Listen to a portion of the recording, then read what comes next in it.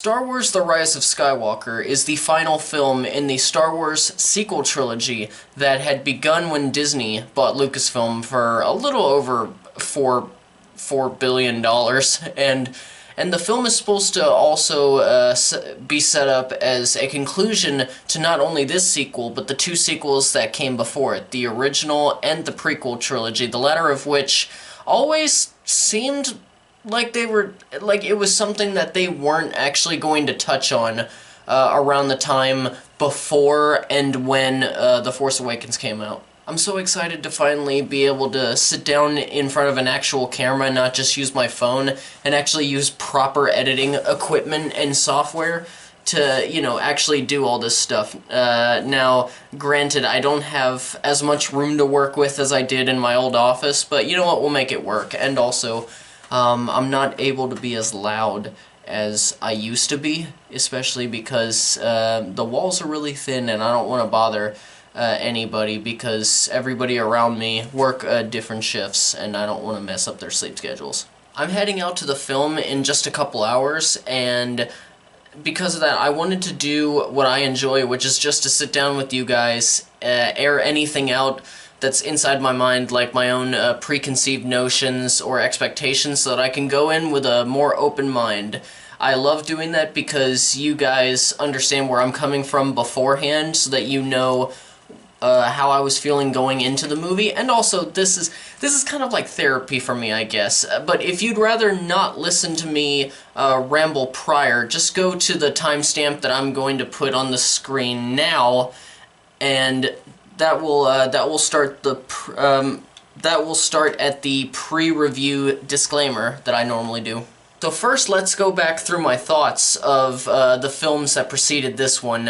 Some of the thoughts will go deeper, or at least a bit deeper, and then some will be more surface level, but I think you'll understand why I went to certain lengths with giving my thoughts on certain films and why I didn't with the other ones. I think it'll make sense as it goes along, and if you want more specifics on each film, then I'll just link my other Star Wars reviews in the description down below so that you guys can check that out. And also keep in mind, for a lot of those, I was still very new to actually doing the channel. It was back when I was in my first apartment with Mallory, so please be kind in the comments and with the likes or dislikes, whatever you decide to do. So the original film is no doubt a very influential film to millions and millions of people around the world, and many of us have very nostalgic memories tied to just sitting in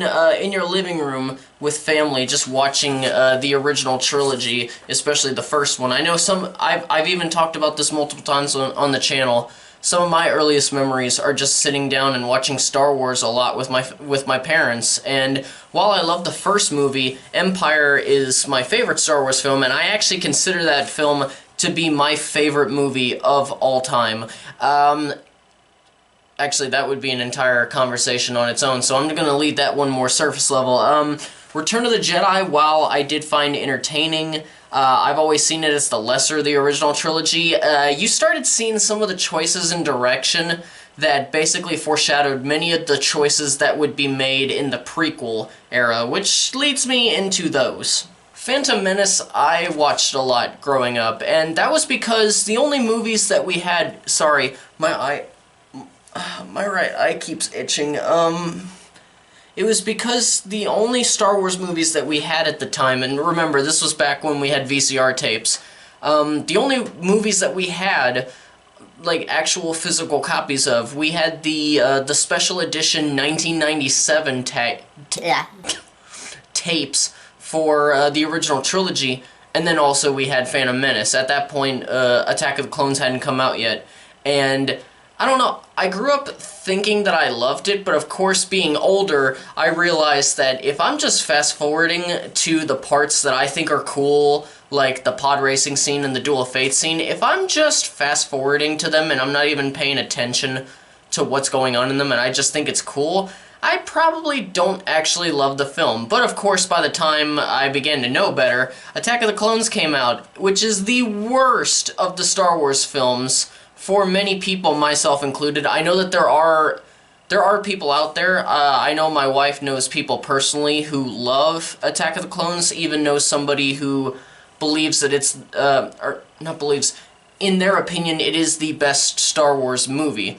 I'm not going to hold it against anybody if they love the prequels. I don't personally love the prequels overall, but it's not within my right to actually say that you're wrong or that your opinion is stupid. If anything, I'm just glad that you guys enjoy a movie that I can't.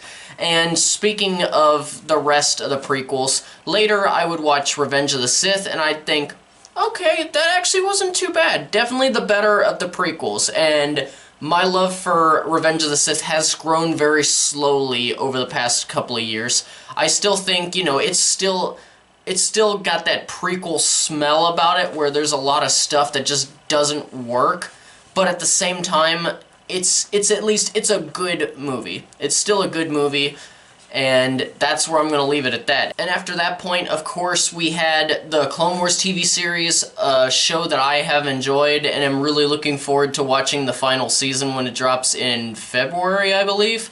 But I think we can all agree that from what it looked like at the time, Star Wars was dead. We weren't getting any more Star Wars films on the big screen, and if we were, it would be a long, long time until we got one. And then, of course, our High Lord Bob Iger, and I say it like this because I really idolize the guy, or at least not so much that I don't agree that he has done some stupid things in the past, but I think overall as a Disney CEO, he's been one of the best, especially since Walter Elias Disney himself. And so our High Lord, after purchasing Pixar and Marvel, made another landmark purchase for the Disney Empire with, you know, Lucasfilm, as I mentioned earlier, and Star Wars was back, and we got The Force Awakens. Now in this point, we get more to the present. I loved The Force Awakens. I know that people complain that it's just a clone of A New Hope with bits and elements of Empire and Jedi sprinkled in, and also maybe a couple of like new things sprinkled in here and there. But I've said this before, and I will say it again. The fandom cried out for a reboot that was more like the original trilogy. The fandom technically got what it asked for, and it has forgotten that it wanted it in the first place. Even if it's not exactly what they were looking for, even if they weren't looking for something that specific, as in, you know, it needs to be exactly like something from there, it can still be taken that way, and I don't fault anybody at Lucasfilm for making that movie, because, again, it was technically what people asked for. Then Rogue One came out, and I loved it then, but as much time as I've had to process with it, I've realized that I like it. It's good. It's not as great as most people say it is, in my opinion. But it's still a good movie. And then after this, we got 2 more movies, but I'm going to reverse them for a reason that you probably will see later, or you already know where I'm going with this. We got Solo: A Star Wars Story most recently, and I did not like that movie. I consider it above Phantom Menace and Attack of the Clones, but that still makes it the 3rd worst Star Wars movie in the bunch for me. And after multiple watches, my opinion hasn't changed from what I said in the review that I did on that.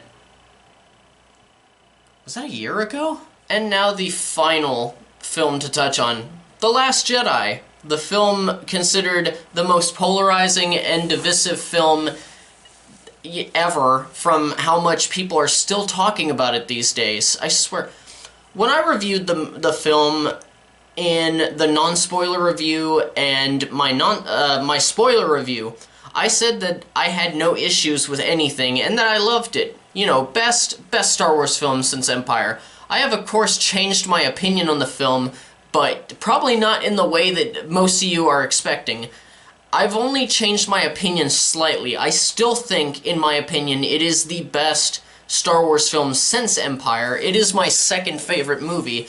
But of course, I do have issues with things involving the narrative surrounding Finn and Rose, everything on Canto Bight, and just their overall mission in The Last Jedi, and also they really did Finn dirty in that film. I mean, he was undoubtedly the most unique character in the films up to Force Awakens, because we had never gotten to know a stormtrooper intimately in the films before. They were just used as cannon fodder, and not only that, we've never seen a stormtrooper turn good, and that was very interesting.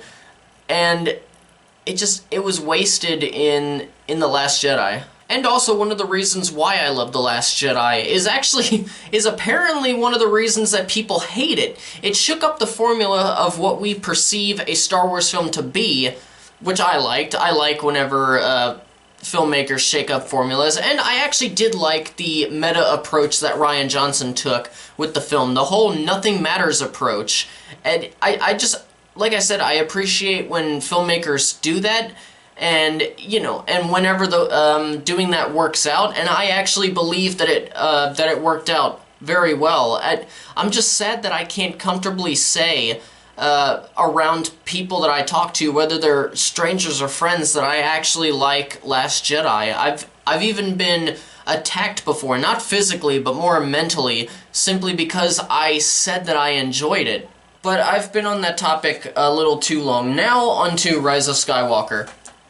This movie has had one of the most disappointing marketing campaigns that I've seen for a Star Wars film. It wasn't a bad marketing campaign, but the majority of the marketing campaign did not do what its job was, as far as I go. And the job of marketing in film industry is to take somebody's excitement for a certain film and hopefully raise it in a positive way, whether that's with I don't know, promotional material like posters or just trailers. Trailers are the easiest way to get people excited about a movie, and while they were good, none of them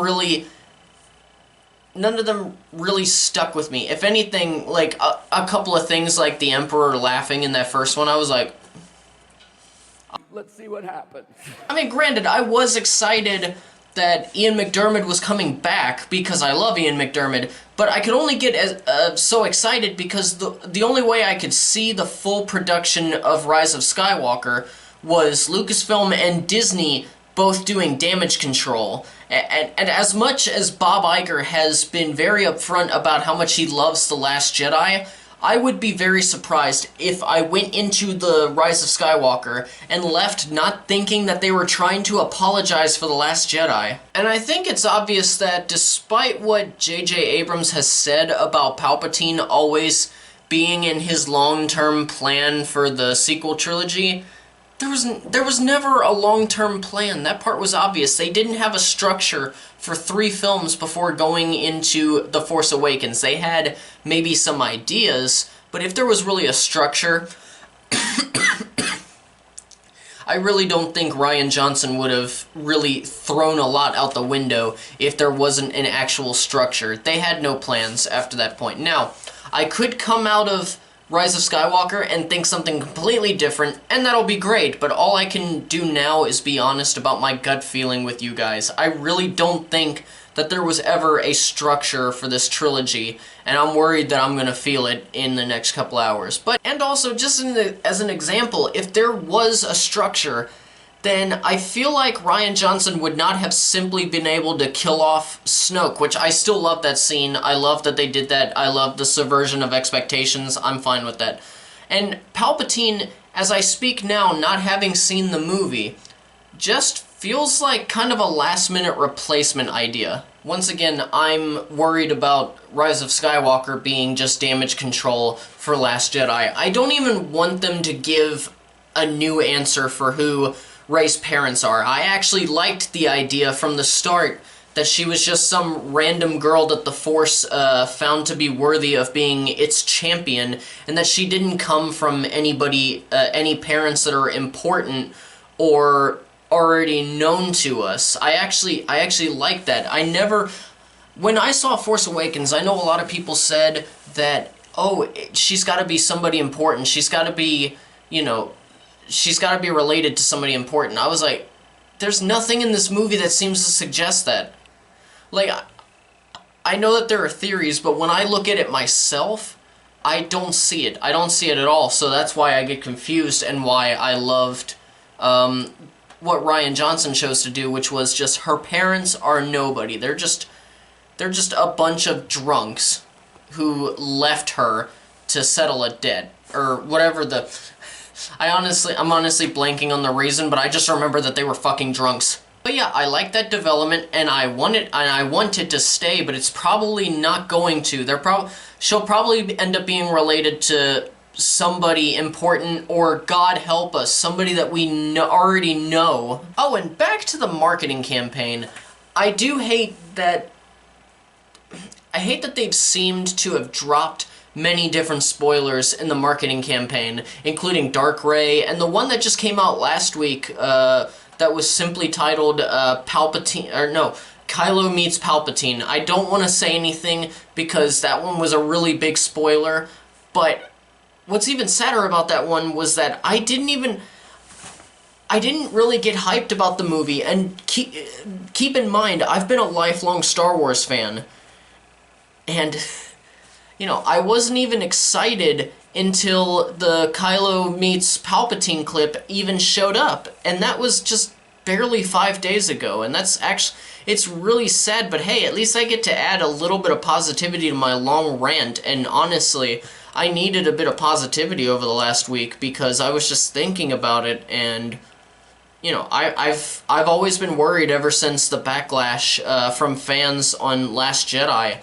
I just haven't been able to get excited about anything Star Wars simply because either it's going to be good or it's going to be bad, and either way, there's going to be a shit ton of toxic people in the fandom that are going to bring it down, and I'm not going to want to be part of the fandom anymore. But anyway, I'm done with my long rant, and now that that's done, I thank you for all of those who stuck with me to the end to listen. Thank you very much. And now for all of you who spent the time listening to me ramble, and for those of you who skipped, this is the part that I have been waiting to say for a few months ever since I got busy.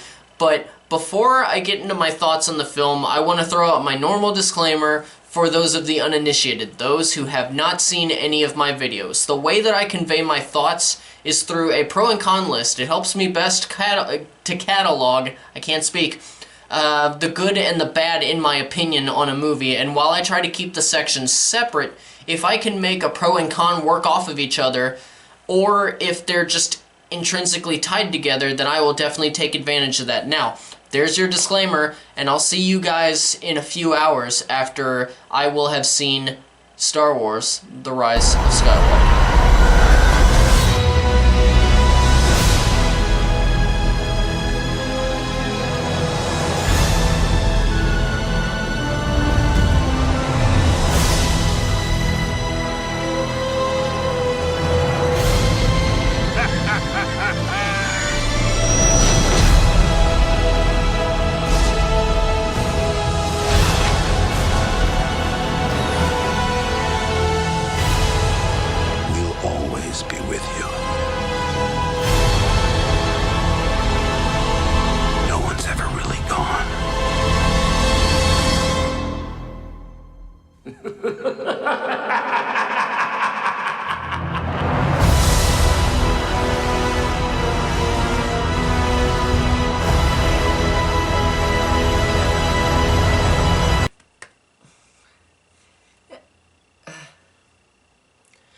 Well, no. It's going to be very hard not to go into this review without talking spoilers, but I'm going to do my best, and if you want any actual specifics, you're going to have to wait until I do my spoiler review, which I'm hoping to get out in the next day or so. Okay, so I'm going to start with my issues, because I have a lot with this movie. Now, first off, I must say that up to this point, I've loved Rey. I've never thought that she was a Mary Sue by any means, and I loved her subtle character development throughout Force Awakens and The Last Jedi, and Daisy Ridley herself has been a wonderful Rey when it comes to both the acting and the physicality of the character of this role of hers. And I'm glad to say that she's even more believable in the physicality department, and while she definitely tries her best with the acting portion in Rise of Skywalker. Her performance is still good, but there's a few issues. Or actually, no, really it stems from one problem. The problem is that it doesn't feel like the writers, Abrams and Chris Terrio, really knew how to write her. And I feel like this is just more proof of what I said earlier, that there was no real plan going forward as after The Force Awakens. Maybe just small ideas, but nothing more. And they somehow made me care less about the character of Rey. And while I still don't think that she is a Mary Sue, I now don't blame people for thinking so themselves. Even I found myself questioning my conviction on that aspect a couple of times during the movie. After Avengers Endgame, it almost felt predictable in a way that that kind of level of fan service was going to be implemented in Rise of Skywalker. But of course, the thing that a lot of us are hoping, if we come to that conclusion, is, hey, if Marvel can do it, why can't Lucasfilm? I mean, you know, they are owned by the same film corporation. But here's the difference between Lucasfilm and Marvel, and that's the structure. Kevin Feige makes sure that there's a plan set in motion and has us become emotionally invested in the characters and the stories told, thus leading to the major payoffs that we got in Endgame. And Star Wars at this current moment does not have that structure. Instead of going into producing the movie with this idea of, okay, these people have watched these films for so many years, you know what, let's show them how much we appreciate them, but make sure that those moments serve the story. We get Lucasfilm's, oh shit, the fandom's not happy with Last Jedi, and Johnson made decisions that make it harder to go forward the way that we not really wanted to, but were more thinking about. Okay, let's just go in and remind everybody every few minutes why they love Star Wars. Just throw fan service at them. They love fan service. There's even this one scene that if I allude to it in the slightest, I can't find a way to not make it a slight spoiler, because it would show that Lucasfilm allowed the writers to stoop to the lowest level to baselessly please all fans. And I would be alluding to a well-known scene in a very beloved movie, and without even saying the scene in the movie, just speaking the movie's title would instantly tell all of you what kind of scene it was that I'm referring to. And hell, probably some of you have already guessed from my vagueness, or my pathetic attempt, if you see it that way, at vagueness. You probably already saw through it. Just much of it is just there because a Star Wars film requires spectacle, not because, you know, it serves the story. It's like the story is there just to serve the spectacle of everything. The movie has a lot to unpackage when it comes to the choices that are made and the reveals that are, well, revealed. And the best way that I can describe pretty much all of the reveals, in my opinion at least, is just to say that they are either purely infuriating or just disoriented and frankly kind of desperate. And what is infuriating is what I alluded to earlier. They are willing to stoop so low to bring the fans back into their good graces, and hopefully most people will recognize this and not take the bait, even if they wanted certain choices that were actually made to happen in the movie, even if they wanted them. Because, I don't know, from my perspective, many of the choices just made me very angry, and those that I didn't, or that didn't actually make me angry, I honestly applauded J.J. Abrams for trying, but alas, I don't really think I think there's maybe a couple of choices that were made in the movie that actually, you know, I was okay with, but there weren't that many. I also have to mention choices made again, but in a separate point. That's why I switched to the next con. So, with The Last Jedi, and I've mentioned this before on my channel, I hated that one scene at the very end where they made it seem like Poe and Rey were meeting for the very first time, even though in canon, which, keep in mind, Disney was very, very adamant about saying, you know, when they actually bought Star Wars, they were saying, hey, everything that we make is going to be canon, and, you know, they're responsible for the novelization. But in canon, Poe and Rey actually met at near the end of Force Awakens before she left to go to Octo. And since that novel is considered canon, since that's considered canon, that was the first time, to my knowledge, that Disney broke their canon. And sure, there can be slip-ups occasionally. That can't be helped sometimes, but you try to keep it as cohesive as possible. And then if you slip up, then you try to work with it and just make it to where it's a bit more cohesive again.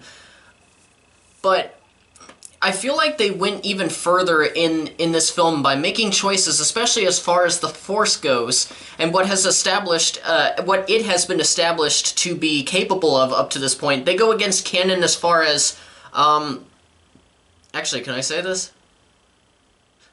Okay, I'm not gonna spoil it, but, okay, yeah, this isn't a spoiler if I just say the element and I don't explain in detail. They go against canon with what has been established with Force spirits. And I'm not talking about something that they did along the lines of Obi-Wan sitting on a log in Dagobah, or Yoda being able to summon Lightning Storm on Ahch-To. I'm talking about something that was established in canon that cannot be undone unless a certain thing has occurred. I know it's very vague how I'm saying it, but I'll talk about it more in the next video. And now I have to bring up the elephant in the room that we call Carrie Fisher's role in the film. Yes, we all know the issues going into the movie involving our beloved princess, and we knew it was going to be a slippery slope. Sadly, I have to say that I did not end up, I did not like what they ended up doing. The scenes where they inserted her can't escape the fact that they feel like they were shot in a green screen. And no, it was obvious that they were shot on a green screen, so that doesn't help. And sometimes, really, that can't be helped because of the situation. But one thing that could have helped with the immersion was if the dialogue around those scenes were good, and the dialogue was not good in those scenes. If anything, the dialogue from everyone else is very weak and stinted, and the dialogue from Fisher herself in those reused sequences that weren't meant to be really put in a movie after a while, they make Leia come across as detached, which, as we've seen from the past movies, she is the complete opposite of detached.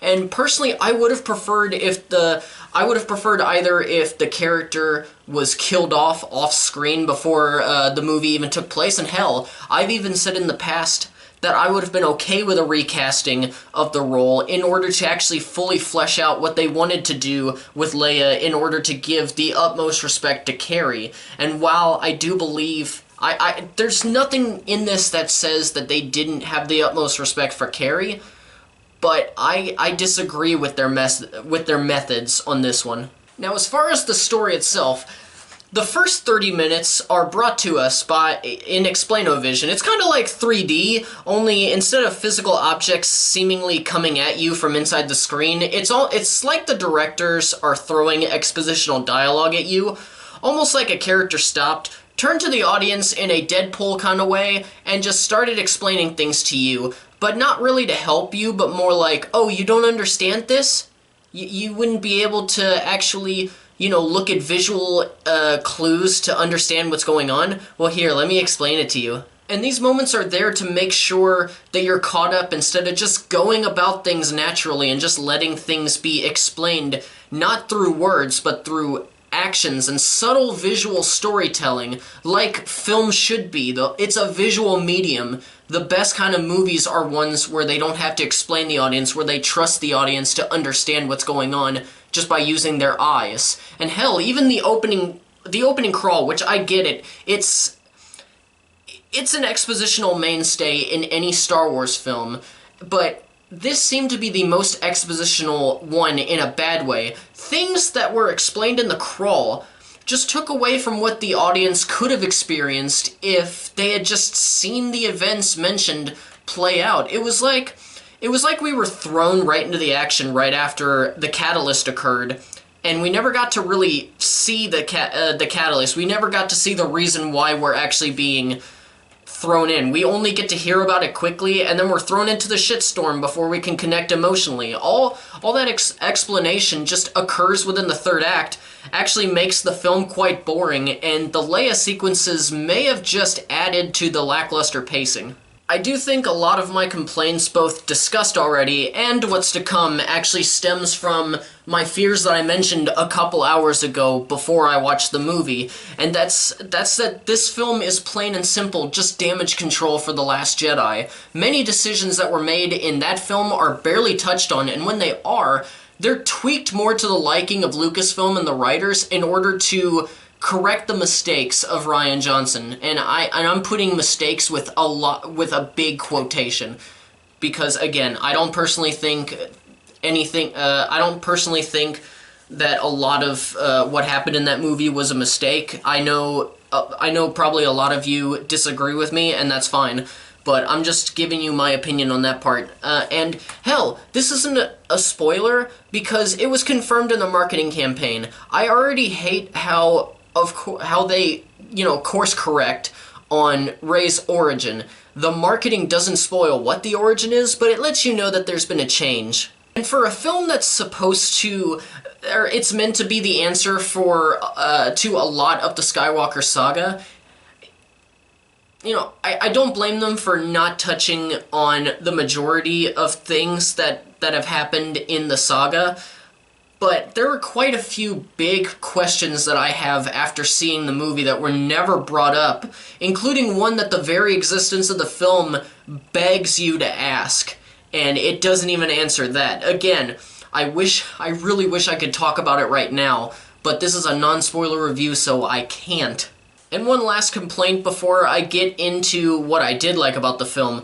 One of the best things, in my opinion, about the original trilogy overall was the connection, chemistry, and just the overall bond between the main three, Luke, Leia, and Han.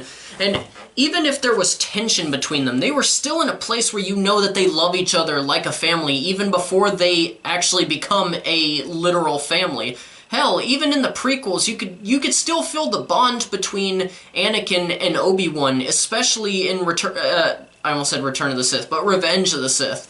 And Abrams promised that this would be a film where we get to see the three main characters of this current trilogy actually work together as a team and go on adventures. And two issues with that. They are still separated from each other most of the time, and at least the majority percentage of when they are actually together, in that time spent together, is used to showcase characters just arguing, and not in a friendly way. Rey and Poe definitely have quite a few moments of philosophical disagreement, I guess you can say, that happen, and they just get ignored immediately, and the conversations are left with no resolution whatsoever. Now I can actually get into what I did like about the movie, and even some of my likes will have complaints sprinkled in, so I'm sorry if I'm a bit of a buzzkill throughout this film, or this video, but I have to say it. So, the first thing that actually did make me happy, the shining star of every Star Wars film, every main Star Wars film, the one thing I can always rely on being, at minimum, memorable and excellent, is any score created... Sorry, I had a bad hiccup. Any score that is created by the legend himself, John Williams. Williams, once again, proves that he is a god amongst men in his last Star Wars film of his career. He is able to take many iconic themes of the originals, the prequels, and the sequels, and just brought them all together in a very cohesive and honestly breathtaking way. Even if you're not enjoying what's happening in the film on screen as you're watching it, the music keeps you going. Hell, there was actually one scene at the end where I was pretty much fuming from what I had previously seen, whether it was a few minutes prior or just a second prior, and yet I was still crying tears of, like, joyful nostalgia because of the damn music. I'm just glad that a bad movie didn't ruin a wonderful score for me, and to be honest, if it was a lesser person that made the score, I would honestly think that the main point was to manipulate the audience, but Maybe it's because I love John Williams so much, and he always seems like a very nice guy in interviews. I can't see him doing that. I do also have to touch on Kylo Ren specifically. I actually love Kylo Ren, as I've mentioned many times before. Adam Driver is the most talented of all the new actors in this sequel trilogy, and he has been the one with the most character development throughout the three films, whether it was subtle or blatant. And he's always been fascinating to me, and everything that they did with his character in this film I loved.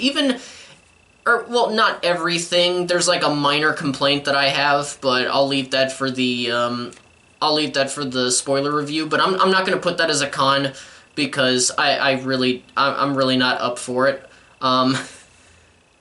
Shit, I just had a brain fart.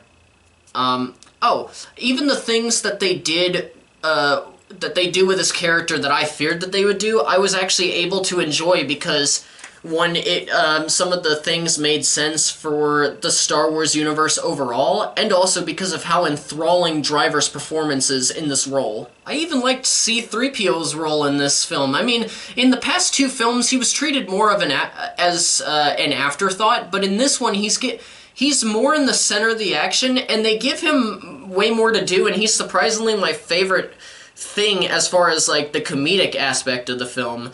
The more comedic moments, I didn't laugh at all of them, but the ones that I laughed at the most involved him. And of course, the visual effects and the cinematography are outstanding. I don't think I've ever seen a Star Wars film that didn't at least have good cinematography, at least in some scenes. But sadly, I have to end this with one last complaint, kind of.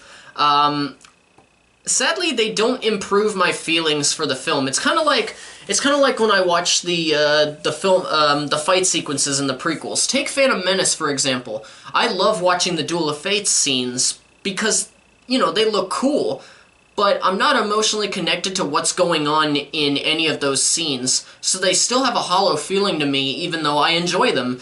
And I felt the same feeling in almost every lightsaber battle in this film, and even just any kind of battle sequence in general.